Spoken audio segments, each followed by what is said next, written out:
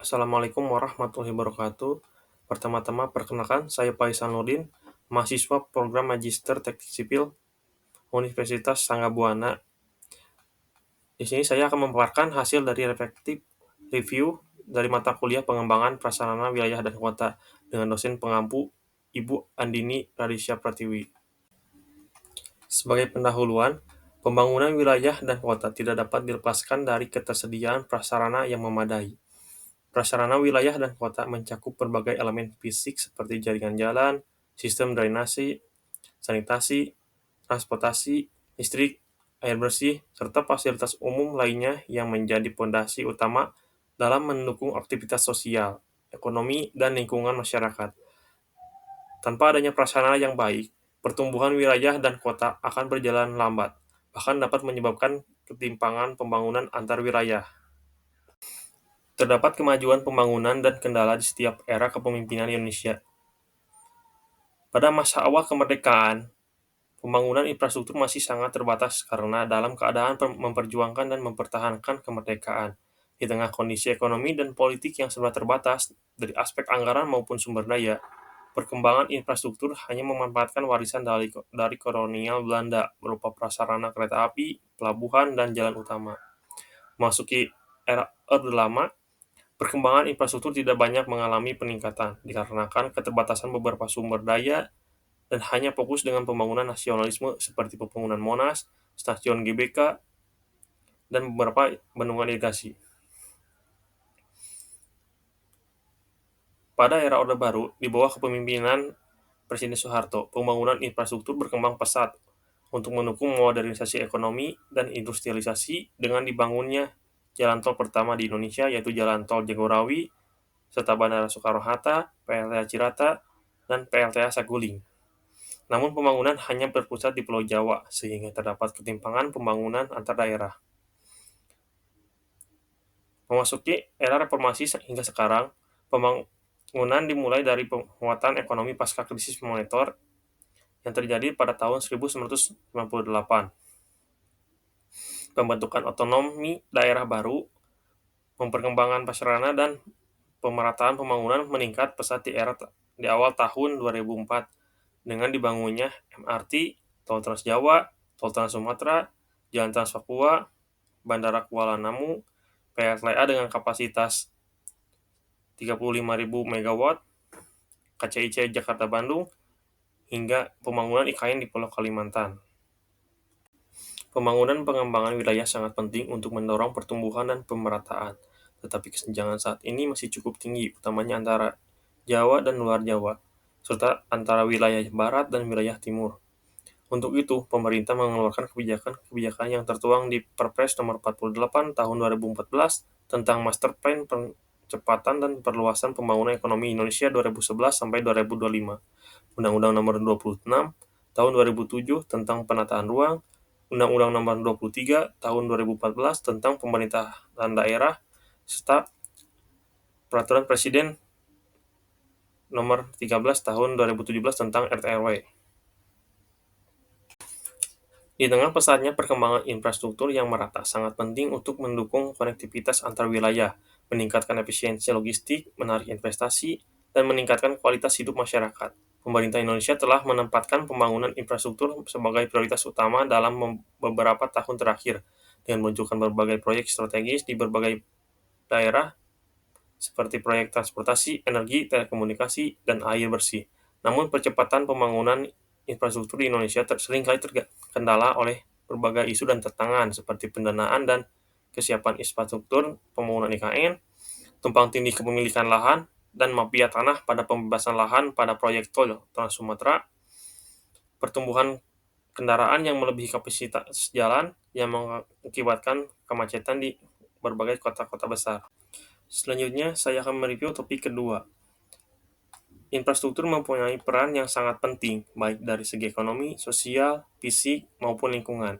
Ketersediaan infrastruktur yang memadai seperti transportasi, energi, dan komunikasi tidak hanya mendukung mobilitas barang dan orang, tetapi juga menciptakan lingkungan yang kondusif bagi investasi dan inovasi.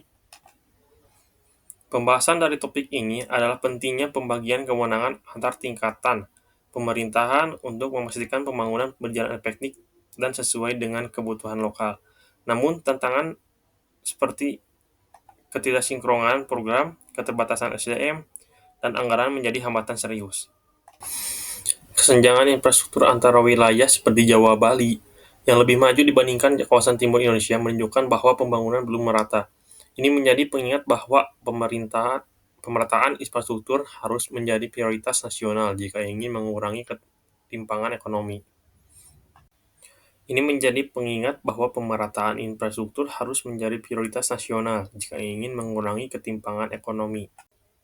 Pada topik kedua ini, saya mereview studi kasus di Kelurahan Dinoyo, Malang, yang menjadikan bukti bahwa pelibatan masyarakat secara langsung mampu menghasilkan pembangunan yang tepat, guna, dan berkelanjutan.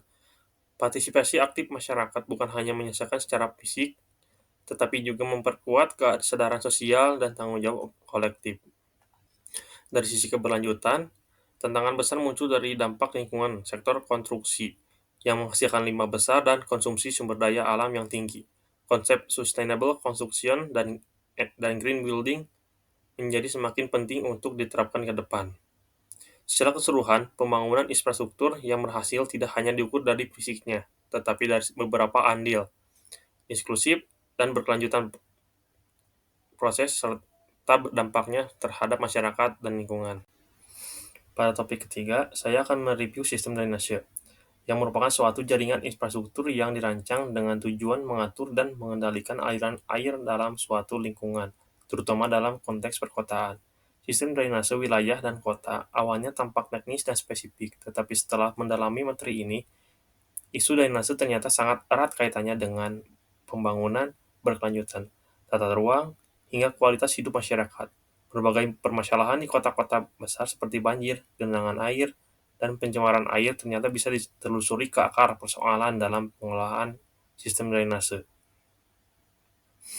Menurut Marsi, pada tahun 2017, membawa perspektif bahwa air seharusnya dikelola sebagai sumber daya. Konsep ini membuka wawasan saya tentang pentingnya ruang terbuka hijau, partisipasi masyarakat, dan teknologi alami seperti biopori dalam sistem drainase.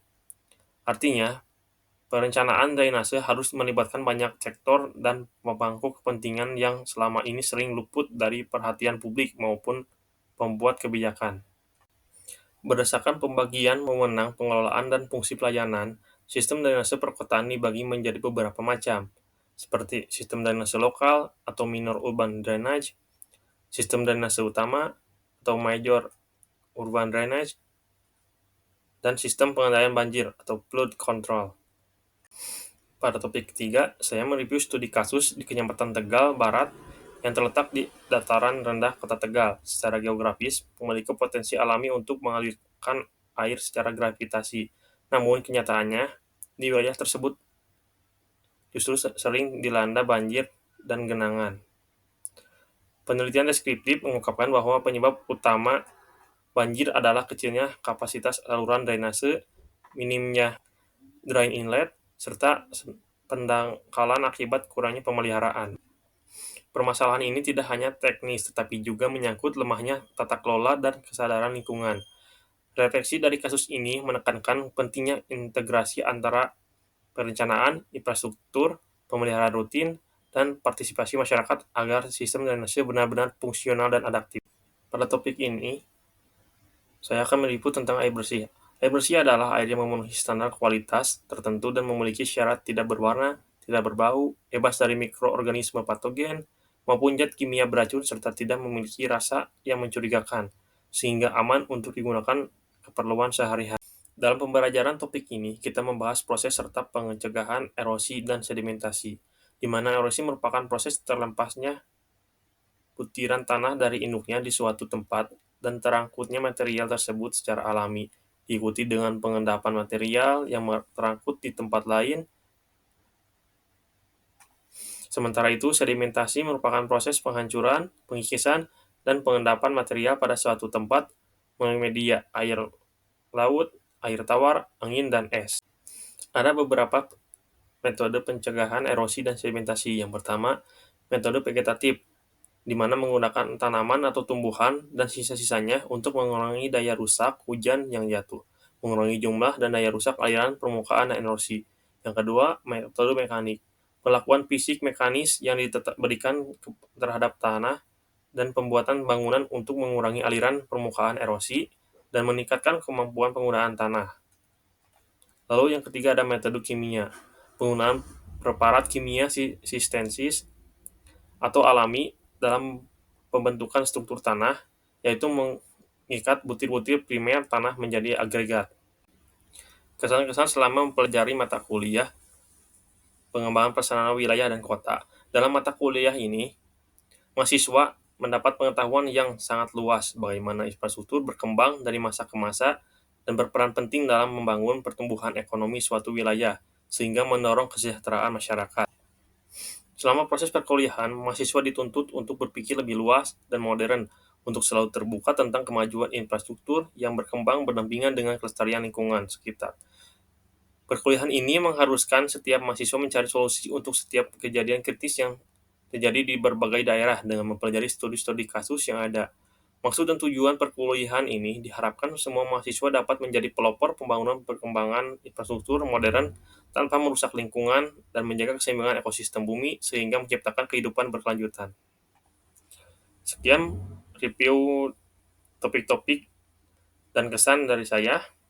Selanjutnya, saya akan mereview paper yang berjudul Identifikasi Penataan Sistem Drainase Berkelanjutan di Kawasan Kota Lama Semarang yang ditulis oleh Rian Hidayatur Ramadan pada Maret tahun 2022, bertempat di Universitas Semarang.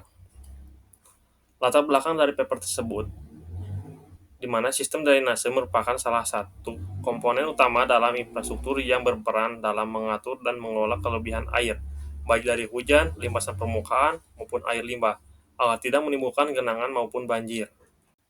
Metode yang digunakan oleh penulis tersebut menggunakan metode kualitatif dengan pengambilan data observasi dan dokumentasi di lapangan, dan pengkajian penelitian sebelumnya.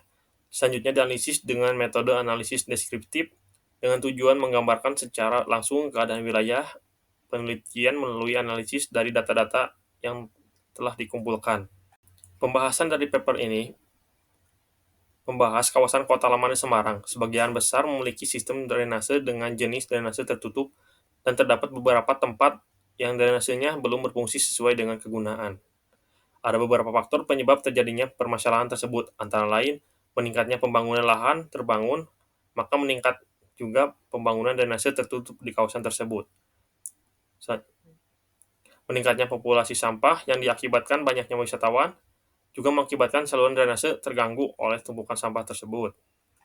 Kawasan Kota Lama menggunakan konsep sistem drainase berkelanjutan, di mana konsep ini memiliki prinsip bahwa sistem drainase harus berwawasan lingkungan dan mengurangi genangan di kawasan Kota Lama Semarang dengan dibuatnya sumur-sumur resapan. Sumur resapan dapat berfungsi menyediakan cadangan air tanah pada musim kemarau dan dapat menekan banjir pada musim penghujan, juga memiliki peran untuk mengurangi konsentrasi pencemaran air. Kesimpulan yang dapat diambil dari review paper ini adalah peran perencanaan dalam membuat konsep sistem drainase berkelanjutan bisa menjadi solusi sistem drainase di Kota Lama Semarang, di mana perawatan drainase yang ada dan penambahan drainase berupa sumur resapan dapat menekan banjir di saat musim penghujan tiba sehingga dapat mengurangi genangan air di kawasan tersebut. Sekian pembahasan review selama perkuliahan PPWK ini dari saya. Mohon maaf jika terdapat banyak kekurangan. Wassalamualaikum warahmatullahi wabarakatuh.